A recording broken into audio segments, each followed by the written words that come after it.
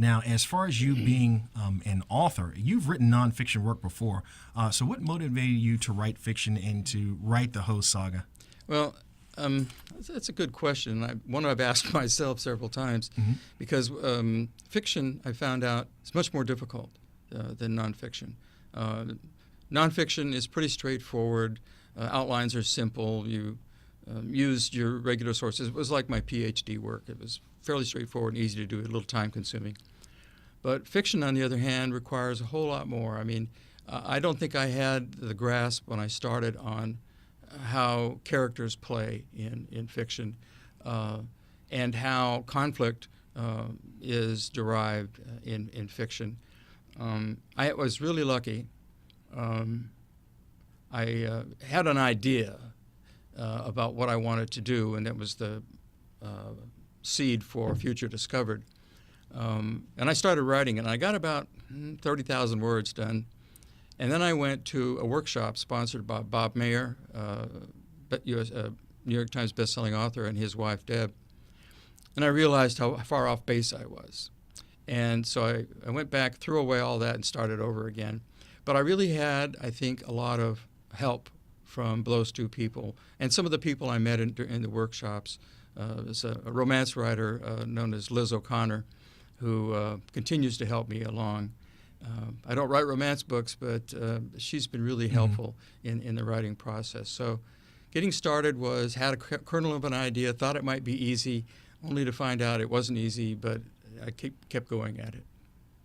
So you initially wrote 30,000 words and then just kind of started over? Yeah, I sat with a table of people, including Bob, and I had to give a little session on what I was doing and so forth. And their noses kind of crinkled up and said, "Nah, that's not going to work. You've got to do it in a different way." Not that the basic concept of the story changed, but how I did it and how I approached the subsequent chapters and even the subsequent books changed a lot. So when I say I threw away everything, I didn't throw away the idea. I just learned to present it differently.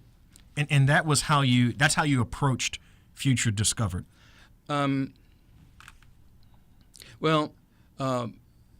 Learning, getting interested in science fiction and having some help is one thing. How I approached Future Discovered, probably a little different than some people approach things. And maybe in retrospect I might have done it differently. It doesn't start out as with some incredible war scene or some massive struggle. I took the point of view as if I were to discover some foreign technology, how would I grasp it? How would I deal with it? First of all, how would I find it? How would I get into gain access to it? And then what would I do with it? So I tried to approach it from the point of view of, actually my point of view. What would happen if I was in this position? And I still, that's the premise through which the series goes. Would I do that again today? I'm not sure. I had the good fortune to have some friends look at it when I was done, and I rewrote the first 3 chapters so that it was a little more action-oriented, less admiring the trees in Arizona, those kinds of things, to make it a little bit better. So it told the story I wanted to tell and got me launched into this.